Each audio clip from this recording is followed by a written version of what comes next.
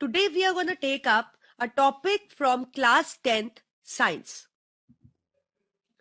The topic which we are going to take up is chapter 14, that is sources of energy.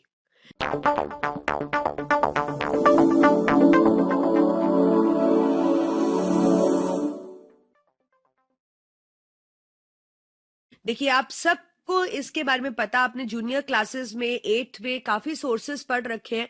आपको पता है जिससे भी हमें एनर्जी मिलती है उसको हम क्या बुलाते हैं? सोर्स, एनर्जी का सोर्स। तो सोर्सेज ऑफ एनर्जी हमारे पास बहुत सारे हैं। आप देखिए जैसे कि सन है, सन से हमें सोलर एनर्जी मिलती है, वाटर है जिससे हमें हाइडल एनर्जी मिलती है, एयर है जिससे हमें विंड एनर्जी मिलती है। तो ऐसे ही हमारे पास जैसे आप कह सकते हो ओशंस है जिनसे हम ओशन एनर्जी प्रोड्यूस कर सकते हैं, और फिर इस एनर्जी को हम अलग अलग कामों के लिए यूटिलाइज कर सकते हैं। तो इस चैप्टर में हम डिफरेंट सोर्सेज ऑफ एनर्जी पढ़ने वाले हैं और उनसे हम किस किस तरह से एनर्जी हार्नेस कर सकते हैं उस पे हम फोकस करेंगे। Topics to be covered in this chapter are different sources of energy, types of the sources, conventional sources of energy and non-conventional sources of energy. तो सबसे पहले हम स्टार्ट करते हैं एक बेसिक टर्म से कि सोर्स हम कहते किसको है। देखिए सोर्स हम किसको बुलाते हैं?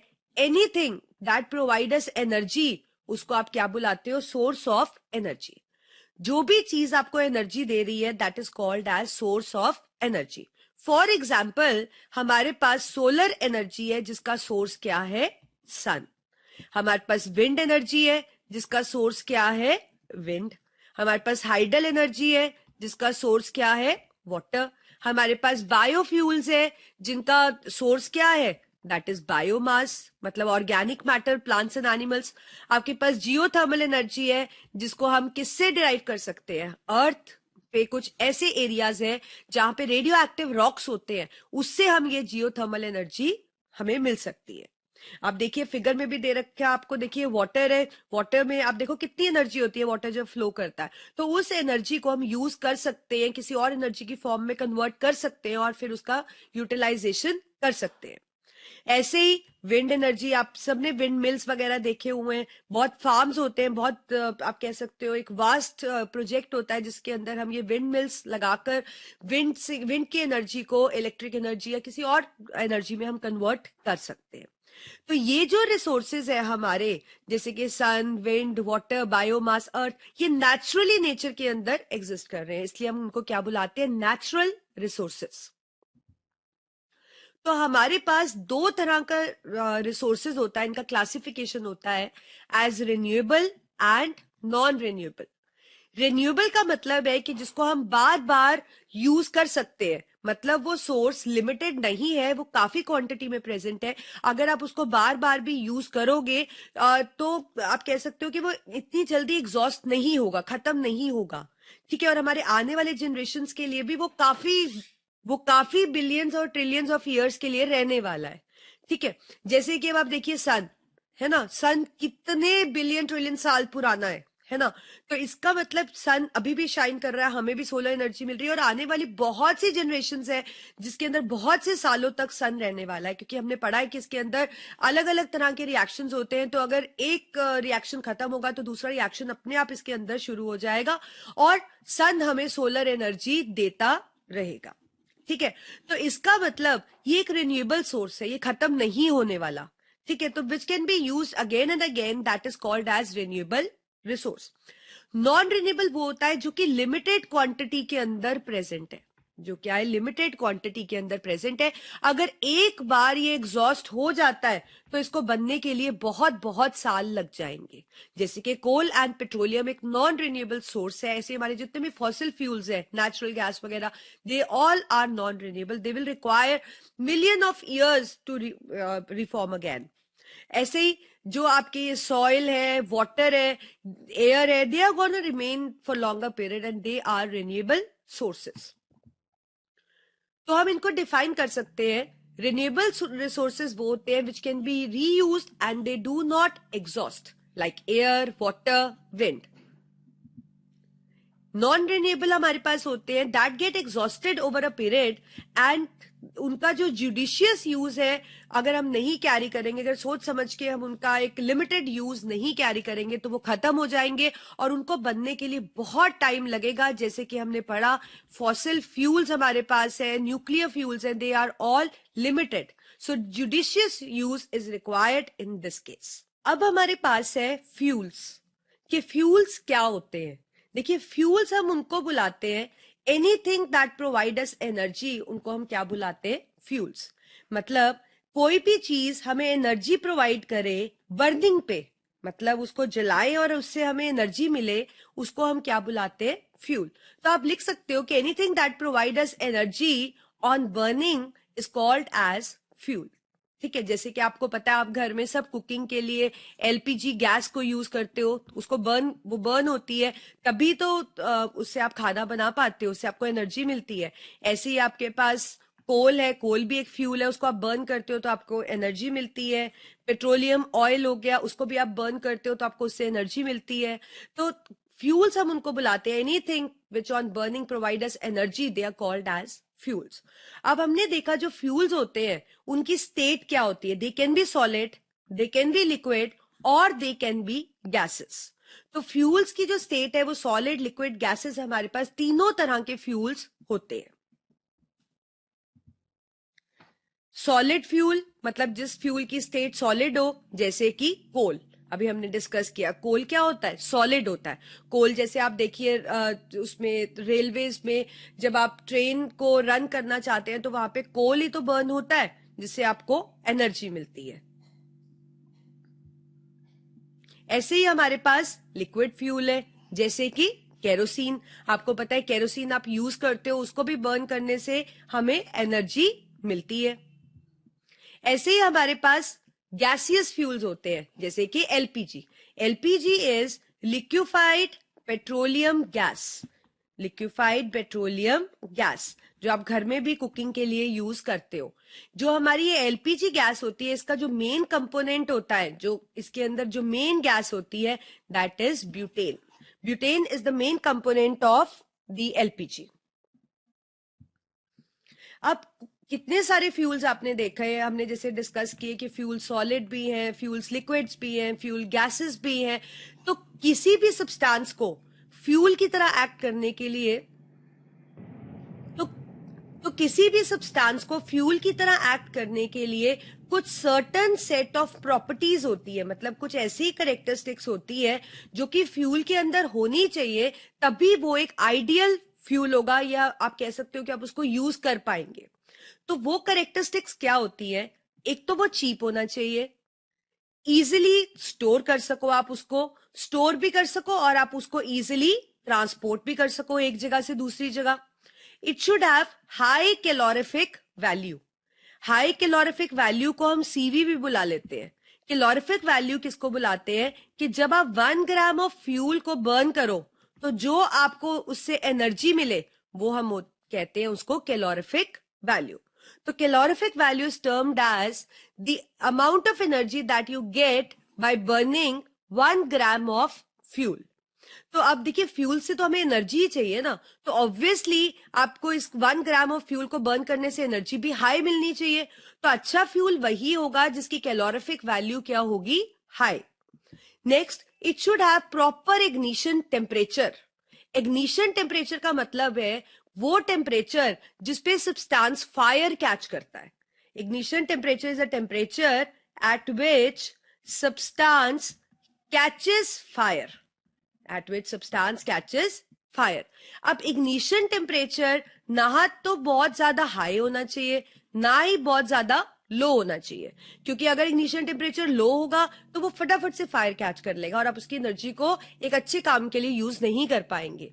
और अगर हाई होगा तो बहुत देर लग जाएगी, आपको बहुत वेस्टेज ऑफ टाइम होगा उसको बर्न करने के लिए। तो it should have actually a proper ignition temperature. Proper का मतलब है it should have moderate ignition temperature, neither too low not too high.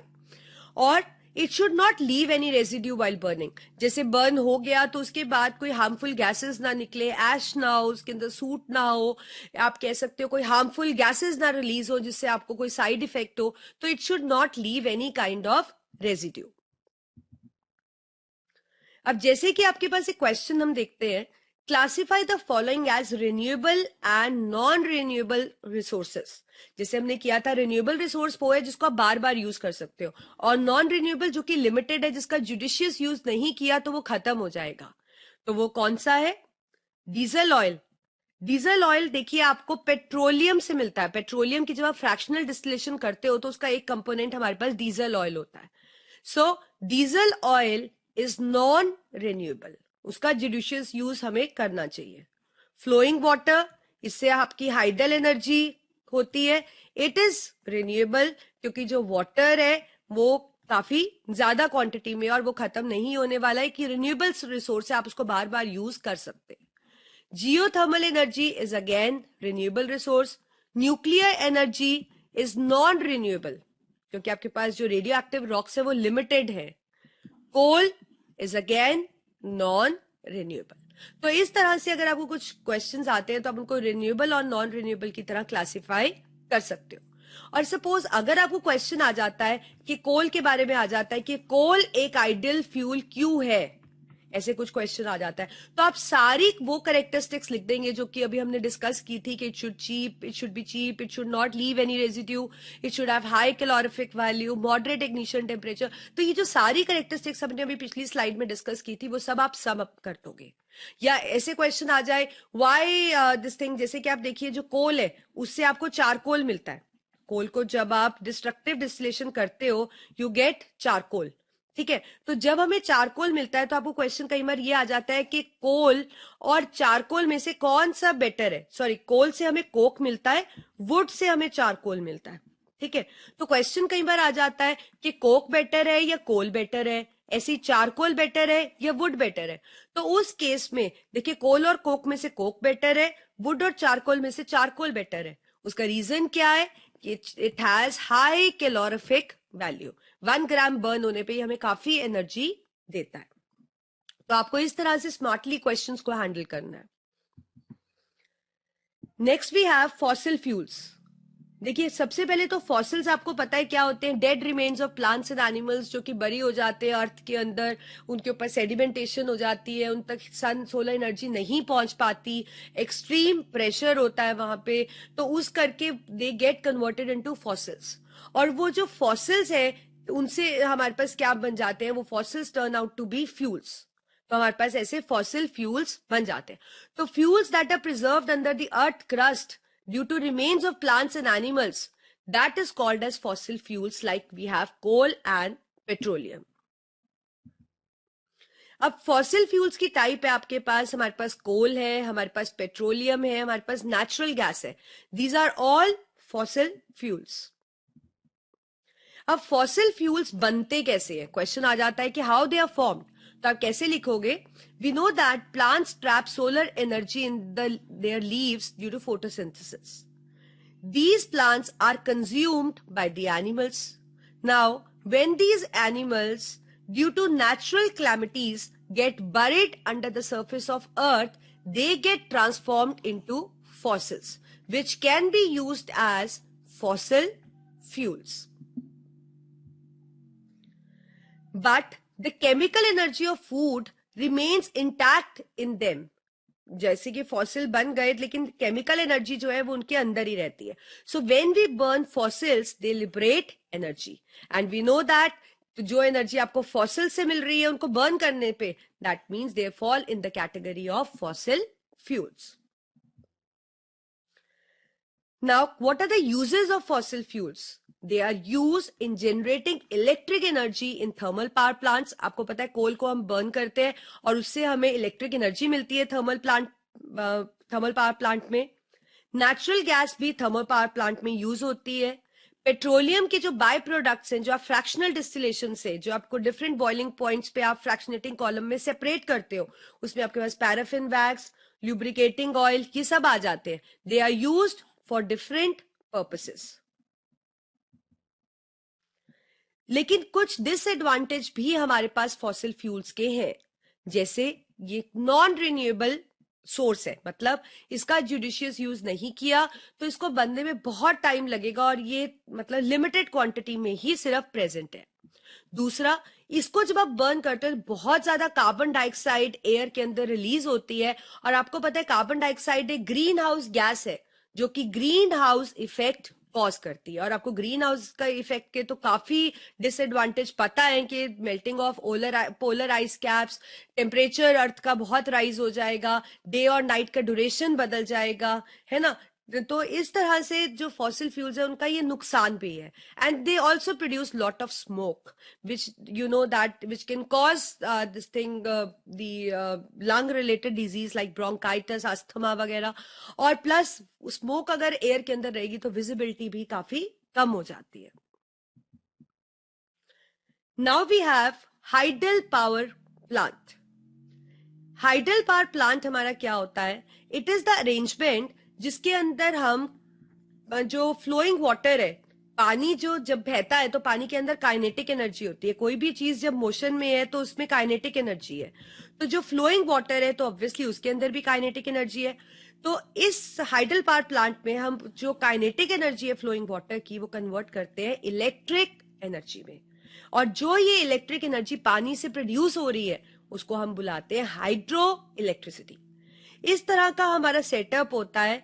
ठीक है, देखिए आप इसके अंदर कैसे होता है। यहाँ पे रेजर्वियर है, मतलब डैम है जिसके अंदर आप पानी को स्टोर करते हो। यहाँ पे गेट्स लगे हुए हैं। इन गेट्स को जब आप खोलते हो तो water is allowed to flow from this side. अब यहाँ पे क्या अटैच्ड है? यहाँ पे क्या है? टरबाइन। जब पानी बहुत स्पीड से बहता हुआ आएगा तो वो इस टरबाइन को रन करेगा। अब टरबाइन फर्दर जनरेटर के साथ अटैच्ड है और जनरेटर पावर लाइन के साथ अटैच्ड है। अब एक बार जनरेटर चल गया, टरबाइन रोटेट हुए, जनरेटर को उसने रोटेट कर दिया, जनरेटर की कॉइल घूमने लगी, उससे क्या होगा? इलेक्ट्रिसिटी जनरेट हो जाएगी। और जो ये पानी की जो स्पीड थी जो कि कम हो गई है अब टरबाइन को रन करने के बाद, वो पानी यहां से आउटफ्लो होके वापस से रिवर में जाता रहेगा। समझ गए आप? इस तरह से hydro electric power plants operate करते हैं। तो कैसे आप इनको लिखेंगे? इन हाइड्रो इलेक्ट्रिक पावर प्लांट जो पानी है वो काफी हाइट पे स्टोर होता है रेजर्वियर्स में, डैम्स में, जैसे कि आप ये फिगर में देख पा रहे हो। इस डैम के अंदर गेट्स होते हैं। जब ये गेट्स ओपन होते हैं तो water is allowed to flow. तो पानी जो कि खड़ा था उसके अंदर पोटेंशियल एनर्जी थी, अब जब वो मूव करेगा तो उसके अंदर काइनेटिक एनर्जी आ जाएगी फ्लोइंग वाटर में। ये काइनेटिक एनर्जी टरबाइन के ब्लेड्स को घुमा देगी, जो कि किसके साथ अटैच्ड है? जनरेटर के साथ। अब जब टरबाइन के ब्लेड्स घूमेंगे तो टरबाइन घूमेगा तो कॉइल जो होता है, जो आर्मेचर है, वो अटैच्ड है जनरेटर की कॉइल के साथ, तो आर्मेचर कॉइल को घुमा देगा। और जब कॉइल रोटेट कर जाएगी तो इससे इलेक्ट्रिक एनर्जी प्रोड्यूस हो जाएगी और जिसको आप अलग अलग काम के लिए यूज कर सकते हैं। अब हाइडल एनर्जी का काफी एडवांटेज है। एक तो फ्री ऑफ कॉस्ट है क्योंकि पानी आपके पास अबंडेंट है। ये जो है कि इको फ्रेंडली है, पॉल्यूशन फ्री है। जब आप ऐसे इस प्लांट से कोई आप इलेक्ट्रिक एनर्जी प्रोड्यूस कर रहे हो या जो भी हाइडल एनर्जी प्रोड्यूस कर रहे हो उससे कोई हार्मफुल गैसेस नहीं रिलीज हो रही है। So it is eco friendly. और डैम्स बनाने से हम फ्लड्स को भी कंट्रोल कर पाते हैं। But there are further disadvantage और लिमिटेशंस ऑफ हाइडल एनर्जी। पहला, ये प्लांट ऑपरेट करने के लिए जो पानी की क्वांटिटी है वो काफी ज्यादा होनी चाहिए, तभी उनके अंदर काफी काइनेटिक एनर्जी होगी, तभी वो टरबाइन को घुमा पाएंगे। डैम्स बनाने पड़ते हैं और डैम्स बनाने का जो प्रोजेक्ट है वो काफी एक्सपेंसिव है। It needs lot of investment. और जब हम डैम्स बनाते हैं तो हमें उस एरिया को क्लियर करना पड़ता है, तो काफी हमारी जो बायोडाइवर्सिटी आप कह सकते हो, फ्लोरा फौना जो है वो डिस्ट्रॉय हो जाता है। तो construction of dams actually affect the flora and the fauna also. अब हम कुछ और कन्वेंशनल सोर्सेस के बारे में पढ़ने जा रहे हैं, जैसे कि बायोमास। ठीक है, देखिए जो बायोमास होता है वो क्या होता है? सबसे पहले बायोमास होता है वेस्ट मटेरियल जो कि लिविंग बींग से प्रोड्यूस होता है या उनके dead material of living being से प्रोड्यूस होता है। मतलब आप कह सकते हो बायोमास एक्चुअली ऑर्गेनिक मैटर होता है। क्या होता है? Organic matter. ऑर्गेनिक मैटर वो होता है जो कि प्लांट्स और एनिमल से डिराइव्ड होता है, चाहे उनके वेस्ट से, चाहे उनके डेड मटेरियल से। ठीक है, that is called as biomass. जैसे कि आपके पास है garbage, crops, alcoholic fuels, landfill gases, wood, it all constitute biomass. अब बायोमास का यूज करके हम फ्यूल प्रोड्यूस कर सकते हैं, दैट इज बायोगैस। ठीक है, तो बायोगैस जो होती है it is produced from biomass, जो कि अभी हम डिस्कस कर चुके हैं डिफरेंट टाइप्स ऑफ बायोमासेस। तो बायोगैस जो होती है, पहले वो क्या होती है, उसमें कौन कौन सी गैसेस होती है? It is a mixture of methane, methane you know is CH4, carbon dioxide that is CO2, hydrogen and traces of hydrogen sulphide. तो मीथेन, कार्बन डाइऑक्साइड, हाइड्रोजन और हाइड्रोजन सल्फाइड ये गैसेस बायोगैस की constituent है। अब ये बनती कैसे है बायोगैस? देखिए, बायोगैस बनती है बायोमास से। कैसे? जब आप बायोमास का एनारोबिक फर्मेंटेशन कराते हो, एनारोबिक मतलब एब्सेंस ऑफ एयर के अंदर, मतलब ऑक्सीजन नहीं होती वहां पे। एनारोबिक फर्मेंटेशन, फर्मेंटेशन का मतलब होता है कॉम्प्लेक्स सब्सटेंस का, कॉम्प्लेक्स मटेरियल जो कि बायोमास के अंदर है उसका कन्वर्जन सिंपल सब्सटेंस में, एनारोबिक कंडीशंस में। और वो कौन करता है? Micro organisms. तो बायोमास प्रोड्यूस होती है जब micro organism absence of air के अंदर बायोमास जो कि कॉम्प्लेक्स सब्सटेंस है उसको सिंपल के अंदर तोड़ते हैं। तो उसका रिजल्टेंट ये रहता है कि हमारे पास उसका एक बाय प्रोडक्ट ये रहता है कि बायोगैस प्रोड्यूस होती है। जो प्लांट हम बायोगैस जनरेट करने के लिए यूज करते हैं वो कुछ इस तरह का होता है। हमारे पास ये बायोगैस प्लांट है, इसको हम बुलाते हैं fixed dome type biogas plant. This is called as fixed dome type biogas plant. अब देखिए इसके अंदर क्या है। इसके अंदर एक हमारे पास ये वाला टैंक है जो कि आप देख पा रहे हो, दिस इज मिक्सिंग टैंक। इसको हम क्या बुलाते हैं? Mixing tank. ठीक है, एक और टैंक आप यहां देख पा रहे हो, दिस इज ओवरफ्लो टैंक। इसको हम क्या बुलाते हैं? Overflow tank. ठीक है, अब यहां पे ये आप देख रहे हो इनलेट पाइप्स है। ठीक है, और ये आपके पास आउटलेट है, राइट। अब इसके बीच में जो ये पार्ट है इसको हम बुलाते हैं डाइजेस्टर टैंक। इसको हम क्या बुलाते हैं? Digester tank. तो 3 टैंक हो गए हमारे पास, एक मिक्सिंग, एक ओवरफ्लो और एक डाइजेस्टर टैंक। तो ये 3 टैंक्स हमारे पास हो गए। जो ये मिक्सिंग टैंक है, इससे ये जो पाइप जा रही है अंदर की तरफ जो डाइजेस्टर टैंक के साथ कनेक्ट हो रही है उसको हम कहते हैं इनलेट पाइप। ठीक है, ये आपके पास डाइजेस्टर टैंक हो गया। ये जो चीज है यहां से ये जो बाहर जा रही है ये एक आउटलेट है, तो इसको हम आउटलेट चैम्बर, आउटलेट पाइप कुछ भी एड्रेस कर सकते हैं। अब हम क्या करते हैं, इस डाइजेस्टर टैंक के अंदर हम बायोमास फेड करते हैं। बायोमास इस तरह से फेड नहीं करते हैं, देखो किस तरीके से करते हैं। ये जो मिक्सिंग टैंक है इसके अंदर इक्वल प्रोपोर्शन में हम कैटल डंग और वाटर को मिक्स करते हैं। किसको मिक्स करते हैं? किसको मिक्स करते हैं? कैटल डंग और वाटर इक्वल प्रोपोर्शन में। कैटल डंग और वाटर के मिक्सचर से जो बनता है उसको हम क्या बुलाते हैं? Slurry, that is called as slurry. तो कैटल डंग और वाटर को मिक्स किया और यहाँ पे हमारे पास क्या बन गई? Slurry. It is fed through this inlet pipe into digester tank. ये डाइजेस्टर टैंक हर जगह से सील्ड है। यहाँ पे अपने आप माइक्रो ऑर्गेनिज्म ग्रो करते हैं जो कि हमारे पास जो स्लरी हमने इसके अंदर फेड करी है उस पे एक्ट करते हैं, उसको फर्मेंट करते हैं। मतलब कॉम्प्लेक्स सब्सटेंसेस जो स्लरी के हैं उसको सिंपल सब्सटेंस में कन्वर्ट करते हैं इन एब्सेंस ऑफ ऑक्सीजन। जब ऐसा कन्वर्जन होता है इसको काफी टाइम लगता है, इट टेक एक्चुअली मंथ्स। तो इससे क्या प्रोड्यूस होती है? गैस। कौन सी gas? Bio gas.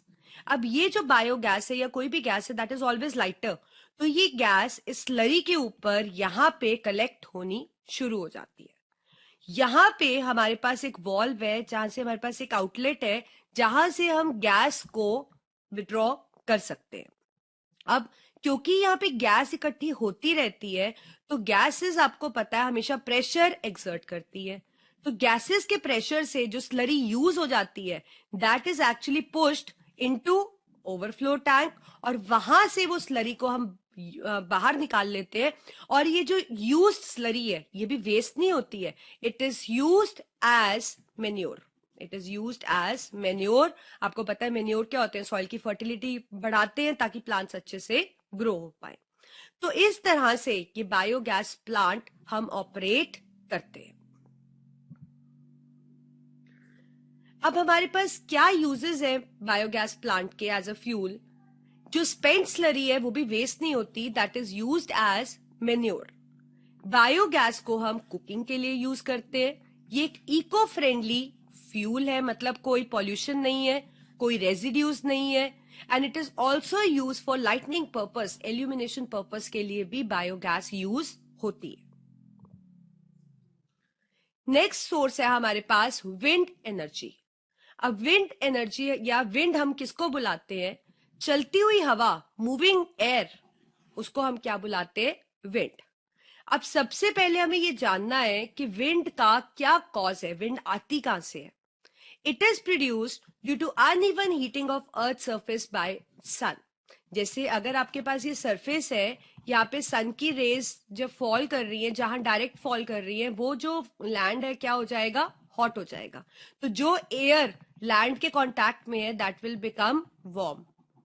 Warm air आपको पता है हमेशा लाइटर होती है, इट विल राइज अप, और ये कहाँ मूव करने लगेगी, it will start moving to a colder region. तो यही जो एयर आप मूव करती हुई देख रहे हो दैट कॉन्स्टिट्यूट विंड।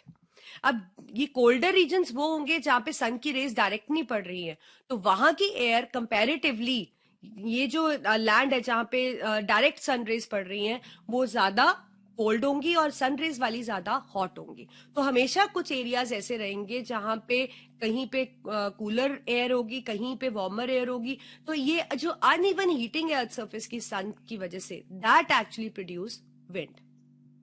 अब विंड एनर्जी को हार्नेस करने के लिए हम क्या यूज करते हैं, विंड एनर्जी फार्म्स। देखते हैं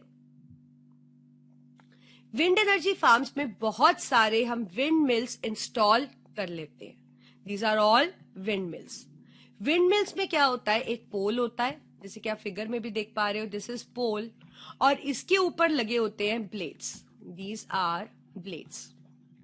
ठीक है, ये जो ब्लेड्स हैं ये आगे कनेक्टेड होते हैं, they are connected to the shaft of the armature of the generator. तो अगर हवा आएगी तो ये ब्लेड्स मूव करेंगे, इससे ये आर्मेचर मूव करेगा, जनरेटर की कॉइल रोटेट करेगी और इलेक्ट्रिक एनर्जी में आप विंड एनर्जी को कन्वर्ट कर पाएंगे। तो कैसे आप इसको एक्सप्लेन करेंगे, देखिए, when the fast moving wind comes it rotates the blades of the windmill, ये ब्लेड्स रोटेट होने लगेंगे, due to which the shaft which is attached that rotates, and then the armature rotates, hence electricity is produced which is used to do various tasks। जैसे यहाँ पे ये जो power है हम इसको यूज कर रहे हैं अलग अलग काम के लिए, तो आप इससे किसी भी पर्पस के लिए इस इलेक्ट्रिक एनर्जी को फिर यूज कर सकते हैं। अब विंड एनर्जी यूज करने के भी कुछ एडवांटेज है। ये non renewable, sorry, it is natural renewable resource, मतलब नेचुरली अकर होता है और बार बार आप इसको यूज कर सकते हो, कोई पॉल्यूशन नहीं कॉज करता, तो ये एक इको फ्रेंडली हमारे पास सोर्स है। लेकिन कुछ डिसएडवांटेज भी है, ऐसे नहीं कि ये जो विंड एनर्जी है उसको हार्नेस करना बहुत आसान है, ऐसा नहीं है, क्योंकि ये विंड एनर्जी फार्म हर जगह पे एस्टैब्लिश नहीं हो सकते हैं, they actually need large area to get establish, काफी एक्सपेंसिव प्रोजेक्ट है, और जो विंड है वो हर टाइम तो ब्लो नहीं करती है ना, जो विंड है that can't be produce every time at every place, क्योंकि ये जो विंड मिल से एनर्जी जो हम जनरेट करते हैं उसको बनाने के लिए जो विंड है उसकी speed minimum 15 kilometre per hour होनी चाहिए। तो ये इजीली अवेलेबल स्पीड नहीं होती है। अब हमारे पास अगला सोर्स है, that is solar energy. Solar energy जैसे हमें पता है that is a energy that we get from sun. और सन हमें पता है हमारा एक रिन्यूएबल रिसोर्स है। मतलब काफी टाइम तक, मतलब काफी millions and billions of years तक अभी ये स्टे करने वाला है। ये जो एनर्जी होती है हमारे पास सोलर एनर्जी, इसका काम क्या होता है, it helps in keeping the temperature of earth hotter. मतलब ये टेम्परेचर को मेंटेन करके रखता है। जैसे कि आपको पता है सन से हमारे पास अल्ट्रा वायलेट रेज आती हैं, है ना। अर्थ सन से हमारे पास विजिबल लाइट आती है, सन से हमारे पास इंफ्रारेड रेज आ रही है। अल्ट्रा वायलेट तो आपको पता है कि ओजोन लेयर उसको ट्रैप कर लेती है। विजिबल रीजन का भी पता है, जो भी चीजें हमें कलरफुल दिख रही है वो विजिबल लाइट की वजह से ही दिख रही है। और इंफ्रारेड का कारण है हॉटनेस। इंफ्रारेड क्या कॉज करती है, हॉटनेस। तो टेम्परेचर ऑफ अर्थ जो है, जो मतलब कंट्रोल हो रहा है, वो इंफ्रारेड रेस की वजह से ही हो रहा है। सोलर एनर्जी करके एक एयर करंट्स भी एटमॉस्फेयर में सेटअप होते हैं। जैसे कि हमने पढ़ा था uneven heating of earth surface होता है, जिससे एयर वार्म हो जाती है, राइज करती है, तो जहां पे कूलर एयर होती है उसकी तरफ मूव करती है। तो मतलब जितने भी आपके ब्रीजेस है, मतलब जैसे कि आपको पता है sea breeze, land breeze, that is also cause due to solar energy. इससे वाटर साइकिल भी ऑपरेट होता है। और आपको पता है कि सोलर एनर्जी बहुत इंपॉर्टेंट काम कर रही है, दैट इज फोटोसिंथेसिस। अब जो हमारे पास एक टर्म है सोलर कांस्टेंट। देखिए क्या होता है कि जो सन की एनर्जी है, जो सन की एनर्जी है वो पूरी की पूरी हमारे पास अर्थ सरफेस पे फॉल नहीं करती है। सिर्फ आप कह सकते हो कि जो एक्चुअल एनर्जी अर्थ सरफेस पे फॉल कर रही है, that is approximately 1.4 kilo joules per metre square in 1 second. मतलब 1 सेकेंड पर सेकेंड आप लिख सकते हो कि सिर्फ 1.4 किलो जूल्स एक एक मीटर स्क्वायर एरिया पे 1 सेकेंड के अंदर एक्चुअल में फॉल कर रही है। So that is regarded as solar constant. तो जितनी सोलर एनर्जी फॉल करती है, ऐसा नहीं कि वो सारी की सारी एनर्जी आप यूटिलाइज कर लेते हो। आपकी सोलर रेडिएशंस जो आ रही है उसमें से सिर्फ 1% ही हम एक्चुअली कुछ काम करने के लिए यूटिलाइज कर रहे हैं। अब जितनी भी मतलब आप कह सकते हो डिवाइसेस हैं, या जो भी जैसे भी हम सोलर एनर्जी को हार्नेस कर रहे हैं या हमें मिल रही है, उसकी कुछ लिमिटेशंस भी है। एक तो सोलर एनर्जी डिफ्यूज्ड फॉर्म में फॉल करती है। ऐसा नहीं कि एक ही जगह पे कंसंट्रेटेड है, फैली हुई है ये। It is not available all the time. जब जैसे कि आप देखिए कि दोपहर के बाद 2 3 4 बजे के बाद ये कम होती जाती है, और आपको पता है 4 बजे 5 बजे जैसे सन सेट हो जाता है तो आपको सोलर रेडिएशंस नहीं मिल पाते हैं। सो it is not available all the time. Even अगर बारिश का मौसम है, ह्यूमिड क्लाइमेट है, तब भी आपको सोलर रेडिएशंस नहीं मिलते। It is not available at a constant rate. जैसे कि आपको पता है सन अपनी जगह बदलता रहता है, so it is not available at constant rate. It is not available at night also, and it is not available at all places at same time. For example यहाँ पे अगर हम बात कर रहे हैं कि जहाँ हम रह रहे हैं, यहाँ पे काफी आज जो सनी वेदर है, हो सकता है कहीं और बारिश हो रही हो। तो इसलिए जो ये सोलर रेडिएशंस हैं, ये सारे प्लेसेस के अंदर सेम टाइम पे अवेलेबल नहीं होते। अब सोलर हीटिंग डिवाइसेस हमारे पास कौन से हैं जिनमें हम सोलर एनर्जी को यूटिलाइज करके एनर्जी हार्नेस कर सकते हैं? दे आर सोलर कुकर, जैसे कि आप फिगर में देख पा रहे हो। This is box type solar cooker which is commonly used for cooking. Solar water heater, जिसके अंदर आप पानी गर्म कर सकते हो सोलर रेडिएशन से। सोलर सेल्स, जैसे कि ये फिगर देख पा रहे हो, जिसपे हम सोलर एनर्जी को इलेक्ट्रिक एनर्जी में कन्वर्ट कर पाते हैं। ठीक है, तो सोलर कुकर को पहले हम डिटेल में पढ़ते हैं। सोलर कुकर एक ऐसा डिवाइस है जो फूड कुक करने के लिए यूज होता है by utilising the sunlight. By utilising the sunlight, it is of two types. जो हमारे पास सोलर कुकर है, ये दो तरह के होते हैं। एक तो बॉक्स टाइप, जैसे कि आप फिगर के अंदर देख पा रहे हो, जो बॉक्स फॉर्म में होता है। दूसरा कनकेव रिफ्लेक्टर टाइप, जिसके अंदर हम कनकेव मिरर का यूज करते हैं। We make use of concave mirror. अभी डिस्कस करेंगे हम आगे इसको, तो देखते हैं। पहले हम बॉक्स टाइप सोलर कुकर की बात कर रहे हैं। जो हमारे पास बॉक्स टाइप सोलर कुकर है वो कुछ इस तरह से दिखता है। अभी आप इसके अंदर जो भी चीज आप देख पा रहे हैं उसको मत देखिए, आप सिर्फ एक बॉक्स पे कंसंट्रेट करिए कि आपके पास एक बॉक्स है, ठीक है। अब इसके अंदर और क्या चीजें हम यूज करते हैं, देखिए। पहला, it make use of reflector. Reflector का मतलब यहाँ पे इसकी इस लिड पे हम एक रिफ्लेक्टर, मतलब आप कह सकते हो प्लेन मिरर कह सकते हो, हम उसका यूज करते हैं।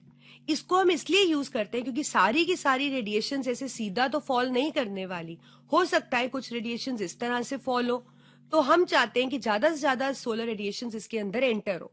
तो रिफ्लेक्टर हम इसलिए यूज करते हैं कि जो रेडिएशन नॉर्मल फॉल नहीं कर रही है वो जब इस पे स्ट्राइक करें रिफ्लेक्टर पे, ये उसको रिफ्लेक्ट करे और फिर ज्यादा से ज्यादा रेडिएशन इसके अंदर एंटर हो पाए। So it act as a plane mirror act as a reflector to reflect the rays that do not fall normally, so that more and more rays can enter the solar cooker.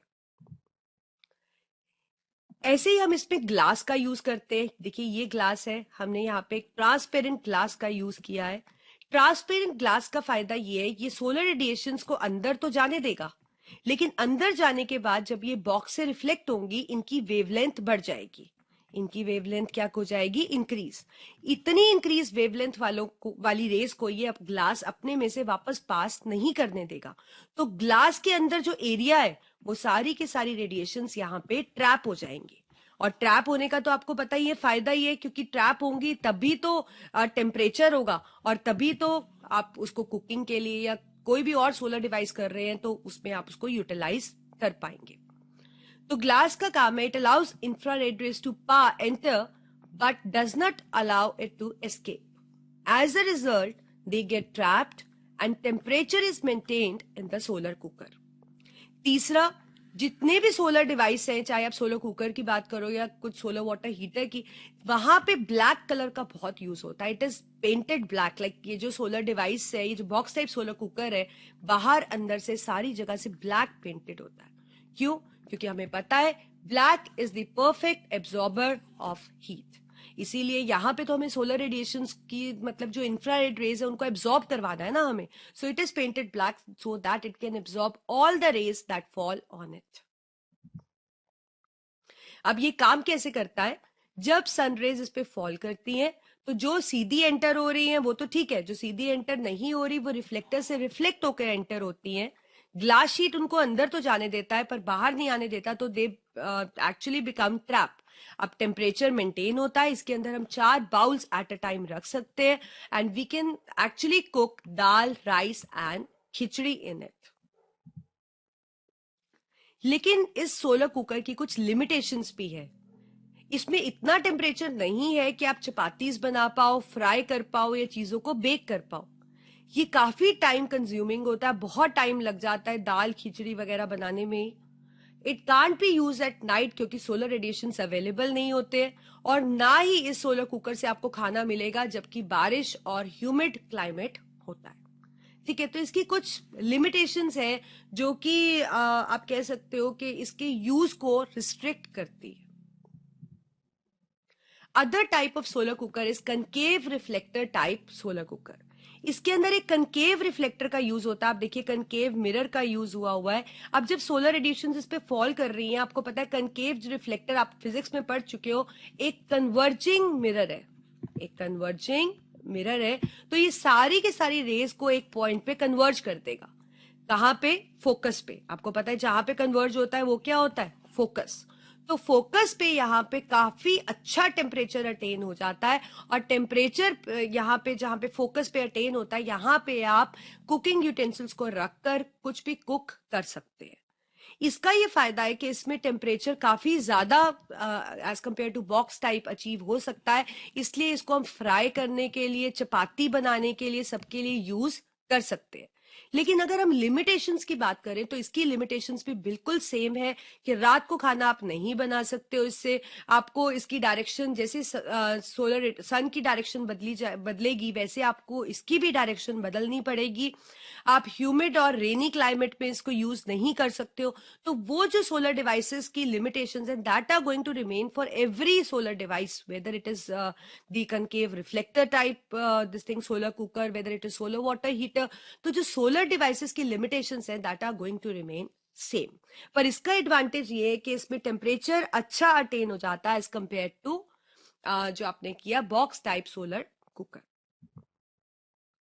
अब solar cooker की advantages क्या होती हैं, चाहे वो box type है चाहे वो कनकेव रिफ्लेक्टर टाइप है, जो सोलर कुकर हैं दे आर इको फ्रेंडली, मतलब ये पॉल्यूशन फ्री होते हैं, ये फ्यूल को सेव करते हैं, इसमें फूड ओवर कुक नहीं होता तो इसलिए फूड की न्यूट्रिएंट वैल्यू रिटेन्ड रहती है, and it works free of cost, क्योंकि यहाँ पे सोलर रेडिएशंस का यूज हो रहा है और आपको पता है सोलर रेडिएशंस का कोई कॉस्टिंग नहीं होती है, फ्री ऑफ कॉस्ट आपको अवेलेबल होती है। Next we have solar water heater. Solar water heater के अंदर हम वाटर को हॉट करने के लिए यूज करते हैं। इस तरह का अपरेटस होता है इसके अंदर। देखिए इसमें एक इंसुलेटेड बॉक्स होता है, जैसे कि आप देख पा रहे हो, this is insulated box which is painted black from inside. ये पूरा अंदर से ब्लैक पेंटेड है, क्योंकि आपको पता है जो ब्लैक कलर है that is perfect absorber of radiations. इसके अंदर कॉपर ट्यूब्स कॉइल्स की फॉर्म में लगी हुई हैं। ये देखिए ये जो कॉइल बनी हुई है दीज आर कॉपर ट्यूब्स। ये जो ट्यूब्स हैं they are painted black from outside. क्यों? क्योंकि ब्लैक कलर आपको पता है परफेक्ट एब्जॉर्बर होता है। ये जो बॉक्स है that is covered with the glass sheet, the same reason जैसे कि मैंने आपको बताया था कि glass sheet excess loss of water नहीं होने देती है, इसलिए हम ग्लास शीट का यूज करते हैं। इसके जो दो एंड्स हैं इस ट्यूब के they are joint with the storage tank. ठीक है, अब आप इसके ये जो दो एंड्स देख रहे हो they are joint with the storage tank. अब क्या होता है, जो फ्रेश टैप वाटर है वो टैंक के अंदर एंटर करता है थ्रू द पाइप। जब इसमें एंटर करता है it is made to flow through this copper tubes. अब देखिए कॉपर ट्यूब्स ने रेडिएशंस एब्जॉर्ब कर रखी हैं, ये यहां से भी रेडिएशंस आ रही हैं, तो ये कॉपर ट्यूब्स गर्म होती है तो ये पानी को क्या कर देती हैं, गर्म कर देती हैं जब कॉपर ट्यूब्स में से पानी फ्लो होता है। So it gets heated up and it is collected at the top of tank. तो जो टैंक आपके पास या स्टोरेज टैंक होगा उसमें हॉट वाटर ऊपर की तरफ रहेगा और कोल्ड वाटर नीचे की तरफ रहेगा। और ये मिक्सिंग कभी नहीं होती कि हॉट वाटर और कोल्ड वाटर मिक्स हो जाए, क्योंकि आपको पता है जो हॉट वाटर है उसकी डेंसिटी क्या होती है, low. So it is always going to remain in the upper part and colder water is going to remain in the lower part. So this is how you make use of solar water heater. Next आपके पास है solar cells. Solar cells कुछ इस तरह के होते हैं and they are actually the cells that convert solar energy into electrical energy. ये सेल्स सोलर एनर्जी को इलेक्ट्रिक एनर्जी में कन्वर्ट कर सकते हैं। पर एक सोलर सेल्स नहीं, आप बहुत सारे सोलर सेल्स लेते हो and they are actually connected by means of wire, और ये मिलकर क्या बनाते हैं, सोलर सेल पैनल। ये जो आप फिगर में देख रहे हो यहाँ पे बहुत सारे सोलर सेल्स कनेक्टेड है by means of wire and they form solar cell panel. This is a panel. जो सोलर सेल्स हैं they are made up of semiconductor like germanium. तो बहुत से सोलर सेल्स सीरीज के अंदर कनेक्टेड हैं and they are connected by means of wire, और इससे पूरा पैनल जैसे कि अभी हमने डिस्कस किया बना हुआ है। अब क्या होता है, जब सोलर रेडिएशंस फॉल करती है तो सोलर सेल सोलर एनर्जी को इलेक्ट्रिक एनर्जी में कन्वर्ट कर देता है। ये जो इलेक्ट्रिक एनर्जी है सारे सोलर सेल्स की मिलके एक डिजायर्ड वोल्टेज की बन जाती है, और ये जो इलेक्ट्रिक एनर्जी है इसको हम यहाँ पे बैटरी के अंदर इकट्ठा कर लेते हैं, और फिर इससे आप इसको इस स्टोर्ड एनर्जी को किसी भी पर्पस के लिए यूज कर सकते हो। अब सोलर सेल की भी एडवांटेज है कि सेफ है, चीप है, नॉइजलेस सोर्स है एनर्जी का, इसकी मेंटेनेंस कॉस्ट काफी लो है, और it is suitable for portable devices also. कहां कहां पे यूज होता है ये? It is use in providing electricity, in the street lights, use in calculators, used to provide light where the availability of light is otherwise not possible, like in remote areas. Now we are going to start with energy that is harnessed from sea. देखिए अब सी के अंदर क्या होता है कि जो water level है वो राइज और फॉल होता रहता है। So there is periodic rise और fall in the water level occupying twice and it occurs in on each lunar day, और उससे हमारे पास क्या बन जाती है, टाइड्स। हाई टाइड्स बनती है न्यू मून डे पे, और फुल मून डे पे हमारे पास होती है लो टाइड्स। इसमें अरेंजमेंट देखिए, जो टाइड्स बनती है वो ग्रेविटेशनल फोर्स की वजह से बनती है बिटवीन मून एंड सन, ठीक है। तो ये जो डिफरेंस होता है टाइड्स के बीच में, that results in the ocean thermal energy. अब आप देखिए, यहाँ पे हमारे पास ये टाइडल बेसिन है, यहाँ पे हाई टाइड है, यहाँ पे लो टाइड है, हमने यहाँ पे बीच में टरबाइंस लगा दिए। तो जब पानी का लेवल जहां पे भी हाई होगा, जैसे यहाँ हाई टाइड है, तो हाई टाइड से पानी अलाउ होगा इस साइड जाने के लिए, और जब पानी ऐसे जाएगा तो वो टरबाइन को रोटेट करेगा। अब आपको पता है टरबाइन रोटेट हो गया तो जनरेटर की कॉइल रोटेट हो जाएगी और आप उसको यूज कर सकते हो उस एनर्जी को। So for harnessing its energy, the tidal dam is constructed and the ocean water is trapped by the barrier. जैसे कि आप देख पा रहे हो, this is a tidal dam that is constructed, और ocean water हमने इसके अंदर barrier से एक जगह पे इकट्ठा किया हुआ है। It is then allowed to fall down on a water turbine. अब जैसे हाई टाइड है तो यहां से पानी जाएगा, लो टाइड है तो ऑब्वियसली इस साइड से जाएगा। तो नॉर्मली हाई जहां पे वाटर लेवल राइज होगा वहां से दूसरी तरफ ही पानी मूव करता है, और जब ये मूव करेगा its kinetic energy will actually run the turbine which will convert into mechanical energy and then further into electrical energy. Limitations हमारे पास टाइडल एनर्जी के हैं। The difference in the level of tide should be about 3 meters. इतना distance अगर होगा Tide के level में तभी हम इस प्लांट को ऑपरेट कर सकते हैं।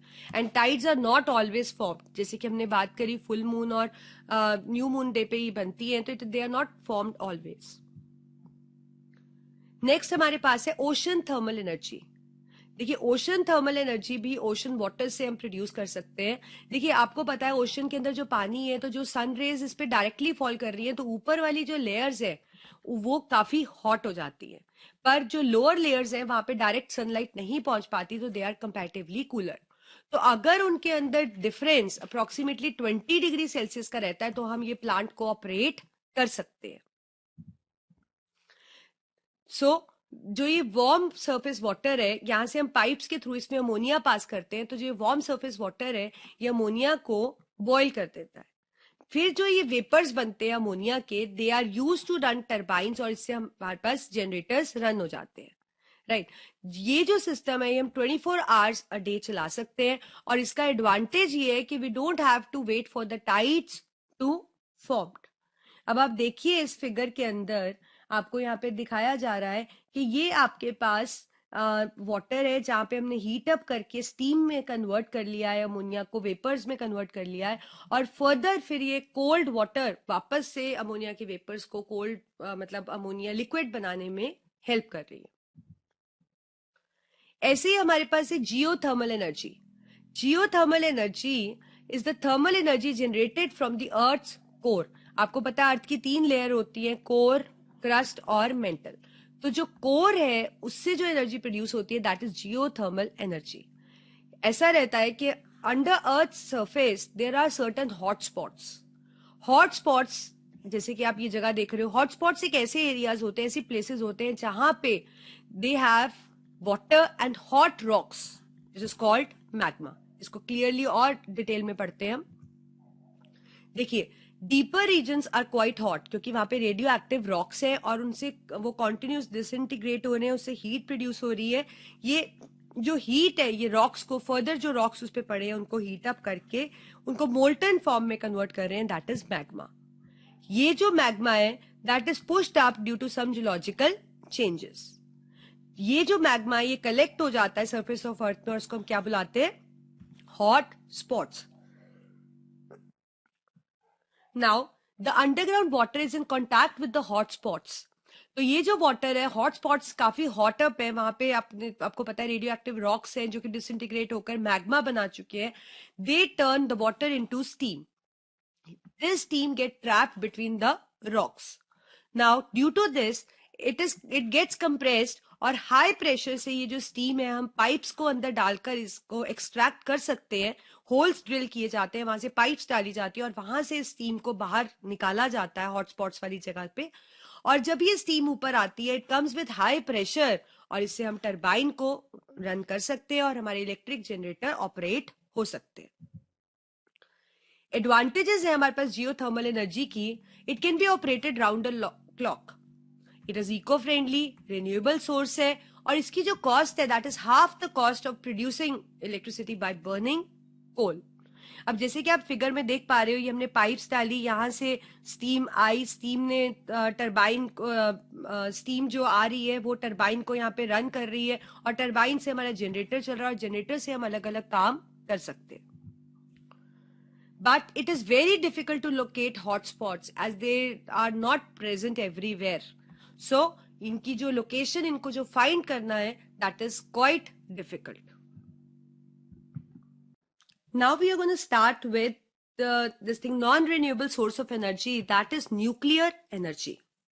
देखिए जो न्यूक्लियर एनर्जी है, ये एनर्जी रिलीज होती है, जैसे कि आपको पता है एटम होता है, एटम के सेंटर में होता है न्यूक्लियस, ठीक है। तो जब इस न्यूक्लियस के अंदर कुछ चेंज आता है तो जो एनर्जी रिलीज होती है that is called as nuclear energy. तो हम इसको बोल सकते हैं it is the energy possessed by the nucleus of an atom and it is released by the process when the nucleus undergoes any kind of change. दो तरह के nuclear reactions होते हैं, मतलब रिएक्शंस का मतलब कि न्यूक्लियस जो कि अंडरगो करता है चेंज, उनको हम बोल रहे हैं यहाँ न्यूक्लियर रिएक्शंस। तो दो तरह की कंडीशंस हैं जहां पे जो न्यूक्लियस है it will undergo a change. One is nuclear fission, other is nuclear fusion. जैसे कि आप फिगर में देख पा रहे हो, दिस इज न्यूक्लियर फिशन। अब ये क्या होता है इसको हम डिटेल में पढ़ते हैं। पहला हम एक न्यूक्लियर चेंज कर रहे हैं, एक ऐसा केमिकल न्यूक्लियर रिएक्शन जहां पे आप कह सकते हो फिशन हो रही है। फिशन का मतलब क्या होता है, एक किसी बड़ी चीज का छोटी चीजों में टूट जाना। अब क्योंकि न्यूक्लियर फिशन है तो ऑब्वियसली एक बड़ा न्यूक्लियस छोटे छोटे न्यूक्लियाई के अंदर टूट रहा है। So we can address it as it is a reaction in which energy is released when a bigger nucleus splits into two or more lighter nuclei।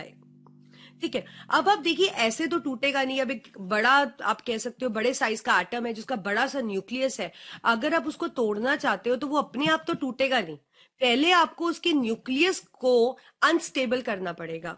ठीक है। अब देखिए टूटता वही है जिसका न्यूक्लियस ऑलरेडी अनस्टेबल हो, ठीक है, लेकिन इस अनस्टेबिलिटी को और बढ़ाना पड़ेगा ताकि वो बिल्कुल ही एक्सप्लोड कर जाए। तो इसको अनस्टेबल और करने के लिए, इसको तोड़ने के लिए we have to hit it with a small size fast moving particles. Small size fast moving particles जिनको हम क्या बुलाते हैं, they are also called as projectiles. हम इनको और क्या बुलाते हैं, प्रोजेक्टाइल्स। ये स्मॉल साइज के होते हैं और इनकी काफी स्पीड होती है। जैसे neutron, neutron is one of the projectile. अब जब ये न्यूट्रॉन इसको ऐसे हिट करेगा, इसमें अनस्टेबिलिटी बढ़ जाएगी and it will split into the smaller nuclei. अब देखिए ये एक टारगेट न्यूक्लियस था, ये स्प्लिट होकर एक आपके पास ये आ गया, एक ये आ गया, और इससे आप देखिए 3 न्यूट्रॉन्स और बन गए। तो जरूरी नहीं है कि फिशन के बाद एक न्यूट्रॉन हिट करेगा तो 3 न्यूट्रॉन्स हर कंडीशन में बनेंगे। जो एग्जाम्पल यहाँ पे हमने लिया गया है that is for uranium, that is for uranium. तो जब आप यूरेनियम को न्यूट्रॉन से हिट करते हो तो यूरेनियम छोटा न्यूक्लियस बनाता है, एक बेरियम, एक क्रिप्टन, और 3 न्यूट्रॉन्स और जनरेट करता है। अब क्योंकि यहाँ एक बिगर न्यूक्लियस स्मॉलर न्यूक्लियाई में टूट गया है तो इसको हम क्या बुलाते हैं, न्यूक्लियर फिशन। और जब ऐसा होता है तो बहुत ज्यादा एनर्जी रिलीज होती है, that is called as nuclear energy. तो इसको आप कैसे लिखेंगे, the energy release per fission is around 200 mega electron volt. कितनी ट्रिमेंडस एनर्जी आप देखिए। पर नॉर्मली जो ये फिशन रिएक्शंस होते हैं ये अनकंट्रोल्ड होते हैं, मतलब एक न्यूट्रॉन ने इसको हिट किया, इसने ये बना दिया। अब ये 3 न्यूट्रॉन 3 यूरेनियम को हिट करेंगे क्योंकि यहाँ पे न्यूट्रॉन ही तो फिशन कॉज कर रहा है।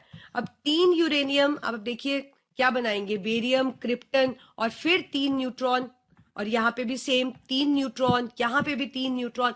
अब क्या होगा, यहाँ पे 9 न्यूट्रॉन्स बन गए, तो एट सेम टाइम पे 9 यूरेनियम फिशन होंगे। तो ये मतलब ये जो एक चेन की तरह चल रहा है, ये रिएक्शन अनकंट्रोल्ड है। ये रिएक्शन क्या है, अनकंट्रोल्ड, कि एक न्यूट्रॉन 3 न्यूट्रॉन बना रहा है, 3 फिर 9 न्यूट्रॉन बना रहे हैं, 9 फिर 27 बना रहे हैं। तो इस तरह से एनर्जी तो हर स्टेप पे रिलीज हो रही है, लेकिन इस एनर्जी को हम कुछ कंस्ट्रक्टिव पर्पस के लिए यूज नहीं कर पा रहे, डिस्ट्रक्शन हो रही है इससे बेसिकली। तो अगर हम न्यूक्लियर एनर्जी को जो फिशन से रिलीज हो रही है उसको कुछ कंस्ट्रक्टिव यूज के लिए लाना चाहते हैं, तो इस चेन रिएक्शन को, इस अनकंट्रोल्ड रिएक्शन को हमें कंट्रोल्ड बनाना पड़ेगा। उसको हम कैसे बना सकते हैं कंट्रोल्ड? हम बना सकते हैं एक न्यूक्लियर रिएक्टर का यूज करके। न्यूक्लियर रिएक्टर एक ऐसा डिवाइस है जो कि इस तरह से डिजाइन हुआ है कि हम फिशन रिएक्शन को कंट्रोल कर सकते हैं। देखिए इस तरह से हमें न्यूक्लियर रिएक्टर दिखता है। देखिए आप इसके अंदर है क्या। अब न्यूक्लियर रिएक्टर में ये जो आप देख रहे हो, these are fuel rods, these are fuel rods जिनकी हमें फिशन करनी है। लेट्स से हम यहाँ यूरेनियम ले लेते हैं, 23592 इसका एटॉमिक नंबर और मास नंबर है। So these rods they are uranium rods, that is fuel rods. ठीक है, अब आपके पास इसके अंदर दो और ये जो रॉड्स आप देख रहे हो ब्लैक सी जो बाहर की तरफ आपको दिख रही हैं ये वाली, these are controlling rods, these are controlling rods made up of cadmium और बोरॉन। इन रॉड्स का बहुत इंपॉर्टेंट फंक्शन है क्योंकि ये जो रॉड्स है ये एक्स्ट्रा न्यूट्रॉन्स को एब्जॉर्ब करती है। और आप देखिए अगर एक्स्ट्रा न्यूट्रॉन्स एब्जॉर्ब होते रहेंगे तो जो न्यूक्लियर फिशन रिएक्शन है वो कंट्रोल हो जाएगी, क्योंकि अनकंट्रोल करने वाले न्यूट्रॉन्स ही तो थे कि एक न्यूट्रॉन ने 3 बनाया, तो अब सपोज एक न्यूट्रॉन 3 बना रहे हैं तो ये 2 न्यूट्रॉन को कंज्यूम कर लेगा ताकि एक ही न्यूट्रॉन एक ही यूरेनियम को आगे फिशन कर पाए। तो इस तरह से जो एक्स्ट्रा न्यूट्रॉन्स हैं वो कैडमियम बोरॉन एब्जॉर्ब करते रहेंगे। इन रॉड्स को ना तो हम पूरा का पूरा अंदर इंसर्ट करके रखते हैं इस चैम्बर में, क्योंकि अगर अंदर इंसर्ट करके रखेंगे ये सारे न्यूट्रॉन्स एब्जॉर्ब कर लेंगे और फिशन रुक जाएगी। ना ही बाहर निकाल के रखते हैं ज्यादा, क्यों? क्योंकि अगर आप इनको बाहर की तरफ पुल करके रखोगे तो ये न्यूट्रॉन्स को एब्जॉर्ब नहीं कर पाएंगे और रिएक्शन अनकंट्रोल्ड हो जाएगी। So we keep on moving them up and down ताकि रिएक्शन स्टॉप भी ना हो और अनकंट्रोल्ड भी नहीं हो। तो इसके अंदर जैसे कि अभी हमने बात करी, controlling rods are used which absorbed extra neutrons, ताकि रिएक्शन जो हो रही है वो अनकंट्रोल्ड रिएक्शन नहीं होकर कंट्रोल्ड बने, और इसके लिए हम कैडमियम और बोरॉन रॉड्स यूज करते हैं। अब जो यहां से एनर्जी निकली दैट इज यूज्ड, यहाँ पे हम एक कूलेंट को पंप करते हैं which is mostly use as liquid sodium. तो ये जो लिक्विड सोडियम है ये हीट को एब्जॉर्ब करके जा रहा है, और ये जो हीट है इस चैम्बर में है वाटर, इस वाटर को स्टीम में कन्वर्ट कर रहा है, और स्टीम से हम फिर फर्दर टरबाइन रोटेट करके जनरेटर को मूव कर पा रहे हैं, और फिर उस एनर्जी को हम अलग अलग पर्पस के लिए यूज कर सकते हैं। न्यूक्लियर एनर्जी को अगर कंस्ट्रक्टिव यूज के लिए यूज किया जाए तो हमें कभी एनर्जी का, आप कह सकते हो, शॉर्टेज कभी होगा ही नहीं।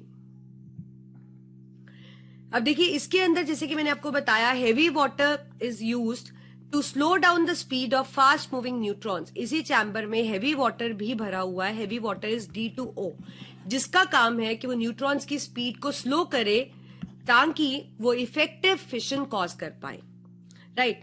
कूलेंट जैसे कि अभी हमने डिस्कस किया, जैसे लिक्विड सोडियम की बात करी, उसका काम है हीट एनर्जी को एब्जॉर्ब करना और फिर उस एनर्जी से वो वाटर को स्टीम में कन्वर्ट कर सकता है। नेक्स्ट टाइप ऑफ रिएक्शन है हमारे पास न्यूक्लियर फ्यूजन। फ्यूजन रिएक्शन का मतलब होता है कि छोटे छोटे न्यूक्लियस मिलकर एक बड़ा साइज का न्यूक्लियस बनाएंगे। So it is a reaction which smaller nuclei combines to form a bigger nuclei. It is also, ये जो न्यूक्लियर फ्यूजन रिएक्शन है, it is actually a source of solar energy.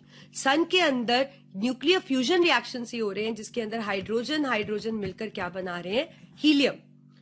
ठीक है, तो जो ये न्यूक्लियर फ्यूजन रिएक्शन है इसी के कारण आप सोलर रेडिएशंस आपको मिल पाते हैं, राइट। अब जो ये न्यूक्लियर फिशन या फ्यूजन है, दोनों से ही आपको एनर्जी तो मिल रही है, लेकिन यहां पे आपको कुछ सेफ्टी मेजर्स का यूज करना पड़ेगा, क्योंकि जो न्यूक्लियर रेडिएशंस है वो काफी हार्मफुल होती है। तो यहां पे हमें लेड कंटेनर्स को यूज करना पड़ेगा, रेडियो एक्टिव एलिमेंट्स को जो कि न्यूक्लियर फ्यूल की तरह एक्ट कर रहे हैं उनको रखने के लिए, क्योंकि जो लेड है वो उनके साथ रिएक्ट नहीं करता। जो वर्कर्स हैं they need to wear lead aprons and specially design suit as you can see in this figure. जो चैम्बर है जहां पे ये रिएक्शंस हो रहे हैं, they are well insulated and they are made up of glass so that they don't let the radiations come out. अब nuclear radiations के काफी हैजर्ड्स भी हैं, काफी. देखिए, सबसे पहला तो प्रॉब्लम है कि आप ये न्यूक्लियर वेस्ट जो होगा उसको कहाँ डिस्पोज करोगे.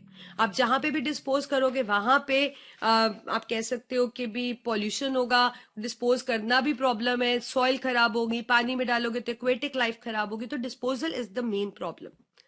एक्सीडेंटल लीकेज भी बहुत हो सकती है, और आपको पता है एक्सीडेंटल लीकेज अगर हो जाती है तो इस तरह के इफेक्ट्स आपको देखने को मिलते हैं. न्यूक्लियर रेडिएशंस बहुत हार्मफुल इफेक्ट कॉज करती है. आप देखिए, हिरोशिमा नागासाकी में बॉम्ब ब्लास्ट हुआ था तो आज तक वहां के जो जीन्स हैं वो खराब हो चुके हैं, उनका जीन पूल ही खराब हो चुका है कि जो आप कह सकते हो जनरेशंस आ रही है उनके डिफॉर्म्ड बॉडी होती है, उनमें कुछ ना कुछ डिफेक्ट होता ही होता है. क्योंकि ये रेडिएशन इतनी स्ट्रांग होती है they can even penetrate into the cell और न्यूक्लियस के अंदर भी पेंट्रेट करके हमारी जीन्स को इफेक्ट कर सकती है. इन सेटअप्स को लगाने के लिए जो कॉस्ट है वो काफी ज्यादा है, और न्यूक्लियर फ्यूल जो कि रेडियो एक्टिव मटीरियल है वो हमारे पास लिमिटेड है. तो ये कुछ हैजर्ड्स हैं या कुछ लिमिटेशंस हैं न्यूक्लियर रेडिएशंस की. लेकिन न्यूक्लियर एनर्जी का काफी एडवांटेज है, जैसे कि मैंने आपको बताया कि जैसे कि आपने ओशन एनर्जी पढ़ा, आपने हाइडल एनर्जी पढ़ा, विंड एनर्जी, उनके कंपैरेटिवली न्यूक्लियर एनर्जी जो है वो एक ट्रिमेंडस एनर्जी का सोर्स है. बहुत एनर्जी ये एक बारी में रिलीज कर सकता है. इसमें बार बार फ्यूल को फीड करने की जरूरत नहीं है. फ्यूल एक बार आपने फीड कर दिया वो बहुत लंबे टाइम के लिए ऑपरेट होता रहेगा और आपको इससे एनर्जी मिलती रहेगी. Now we are going to start with some question and answers. First question is, what kind of mirror, concave, convex or plane, would you like you may use in a solar cooker? See, large size concave mirrors are best suited for use in the solar cooker because they focus large amount of solar radiations on a small surface area so that temperature will rise quickly and appreciably. Another question is, what are the limitations of the energy that can be obtained from the ocean? Energy that we obtain from the ocean can be obtained in the form of tidal energy, wave energy, and ocean thermal energy. But these energy sources suffer from the following limitations, as there are only few locations where dams to utilize tidal energy can be built. And also, the cost of installation of powerhouse is extremely high and efficiency of plants is comparatively small. Power plants built in the oceans or at seashores will need high continuous maintenance as chances of corrosions are extremely high. What are the advantages of nuclear energy? The main advantage is, for a given mass of fuel consumed, the amount of energy released is extraordinarily large. Nuclear power plants can be designed and constructed at any place. If proper precautions are taken while running nuclear power plants, a major fraction of energy needed can be obtained from the nuclear energy source. Name two energy sources that you would consider to be renewable and give reasons for your choices.